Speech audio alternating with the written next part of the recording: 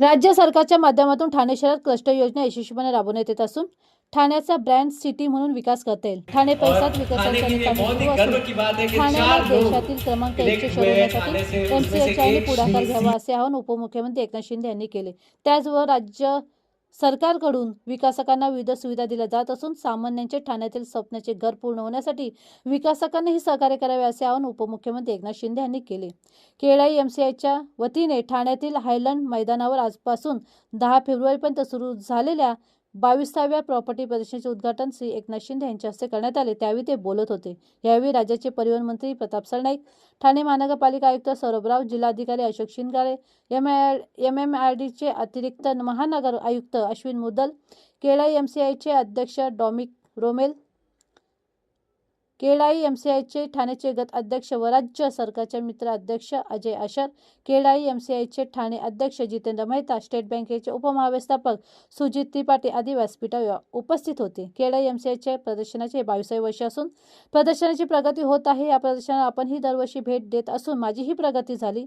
मला रॉयल्टी द्यायला हवी, पण आपण विना रॉयल्टी काम करणारे आहोत, अशी सुरुवात करीत उपमुख्यमंत्री एकनाथ शिंदे यांनी ठाण्याच्या विकासासाठी केलेल्या कामाची माहिती दिली।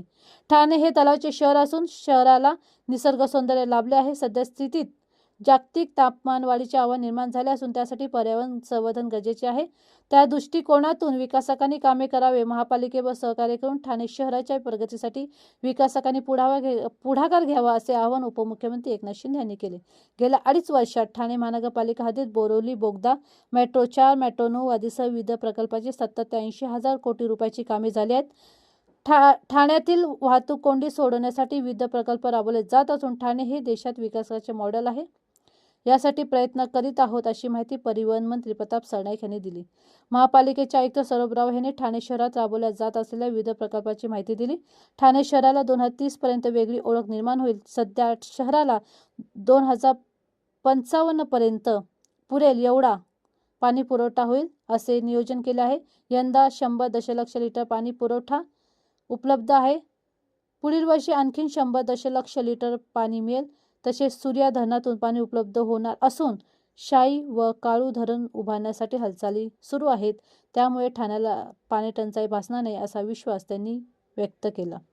मुंबईपेक्षा ठाणे हे किमतीच्या दृष्टिकोनातून परवडणारे शहर असून तत्कालीन मुख्यमंत्री एकनाथ शिंदे यांच्या कारकिर्दीत झालेल्या कामामुळे ठाण्याचा विकासदर सर्वाधिक आहे। याबद्दल मित्रचे अध्यक्ष अजय आशर यांनी आनंद व्यक्त केला। तर राज्य सरकारकडून होणाऱ्या सहकार्याबद्दल केळाई एमसीआयचे अध्यक्ष जितेंद्र मेहता यांनी राज्य सरकारने घेतलेल्या विविध निर्णय व विकासाबद्दल समाधान व्यक्त केले। तसेच विकासाची गती कायम राखण्यासाठी डेनी रेकनर दर वाढू नये अशीही मागणी त्यांनी यावेळी केली।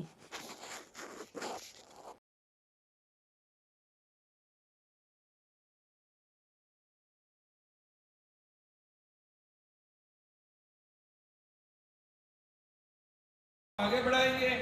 क्लस्टर ये एशिया में ये क्लस्टर का कंसेप्ट पहले हमने ठाणा में लाया। किसी को लगता था कि ठाणा में ये क्लस्टर होगा ही नहीं, लेकिन मुझे खुशी है 5 बिल्डिंग अभी क्लस्टर की शुरू है। 17 फ्लोर तक काम शुरू हो गया है और इसलिए क्लस्टर में एक पूरा प्लान सिटी हम बना सकते हैं।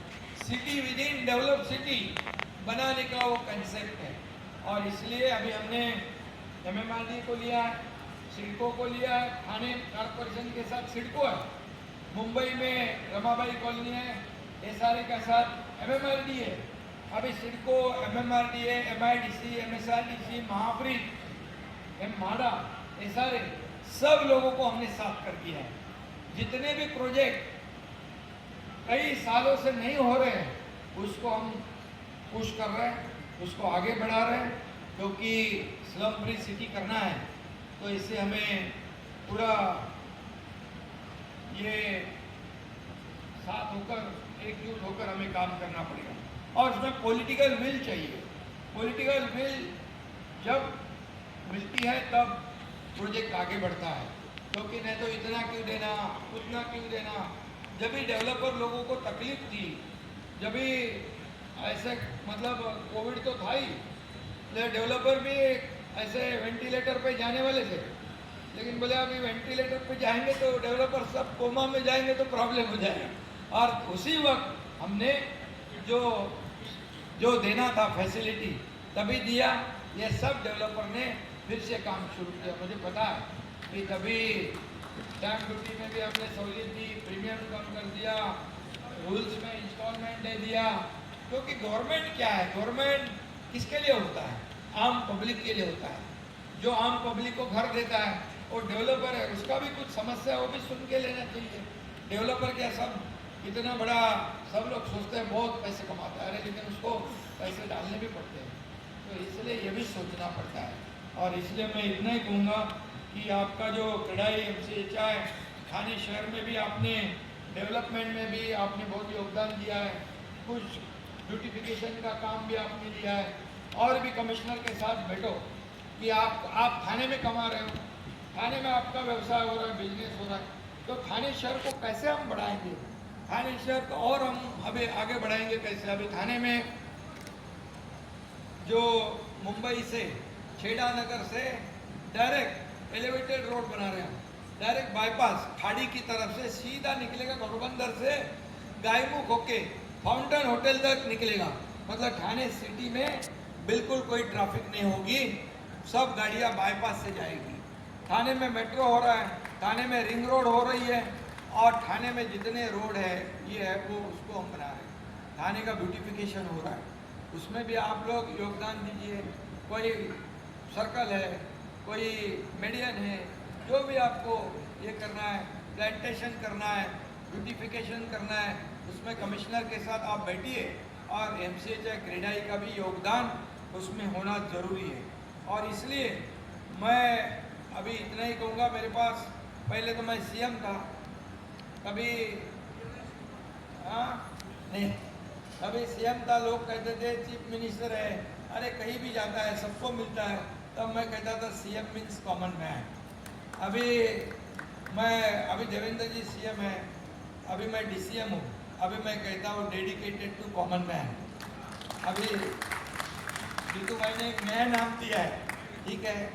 आखिर हमारा जो रिश्ता है, जो रिलेशन है, वो पद तो आते जाते हैं, पद ऊपर नीचे होते हैं, लेकिन पद से ज़्यादा काम का ज़्यादा महत्व होता है। क्या काम करते हो आप, कैसे शहर को आगे बढ़ाते हो, कैसे राज्य को आगे बढ़ाते हो, राज्य का डेवलपमेंट कैसे होता है, ये स्टेट आगे बढ़ता है कैसे। ये स्टेट जो महाराष्ट्र जो है हमारा राज्य का ग्रोथ इंजिन है। और अभी थाने शहर भी हमारा, पहले थाने शहर को हम अलग समझते थे, अभी नंबर 1 सिटी हमें बनाने का है भारत में, और इसकी शुरुआत हो चुकी है।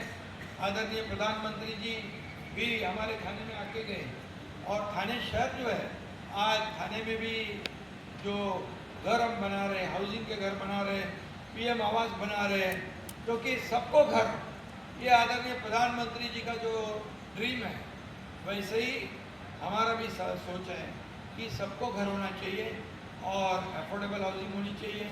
आज हमारे देश का नाम बढ़ रहा है, देश आगे बढ़ रहा है, और इसलिए हमारा भी जो उनके $5 ट्रिलियन में $1 ट्रिलियन का जो हमारा उसमें हमारी योगदान जो है, हमारी जिम्मेदारी है, हमें निभानी है। नीति आयोग ने तो कहा है कि मुंबई MMR में $1 ट्रिलियन नहीं, $1.5 ट्रिलियन का पोटेंशियल है। इतना पोटेंशियल हमारे MMR में है, और इसका फ़ायदा हमें डेवलपमेंट में लाना है। और इसीलिए मैं आपको बहुत बहुत शुभकामनाएं देता हूँ। और लाडली बहनों को तो आपने सहूलियत दिया है, बैंकों को भी मैंने कहा है कि जितना भी इनको आप सहूलियत दे सकते हैं, उनके नाम पे घर हो लेते हैं तो जितना भी सहूलियत देना है आप निश्चित रूप से देनी चाहिए। और ये 22वां हमारा प्रॉपर्टी एक्सपो है, ये बहुत बड़ा ऐतिहासिक है और हिस्टोरिक है। कई एक्सपो होते हैं 2-4 साल, 8-10 साल के बाद बंद हो जाते हैं, लेकिन लगातार 22 साल ये प्रॉपर्टी एक्सपो को आपने बनाए रखा है, इसलिए मैं आपको बहुत बहुत शुभकामनाएं देता हूँ। और बाकी अभी चिंता करने की ज़रूरत नहीं, अभी मैं नगर विकास मंत्री भी हो और हाउसिंग मिनिस्टर भी हूँ, तो आपको डेवलपर लोगों को किसी बात की चिंता करने की ज़रूरत नहीं। लेकिन मेरी एक ही कंडीशन है कि आपको फ़ायदा हो जाए। तो जो हमारा एंड यूजर जो है, हमारा जो कस्टमर है, हमारा ग्राहक है, उसको फ़ायदा आप दिलाना चाहिए। इतना ही आपको कहूँगा। फिर एक बार बहुत बहुत शुभकामनाएं, धन्यवाद। जय हिंद, जय महाराष्ट्र।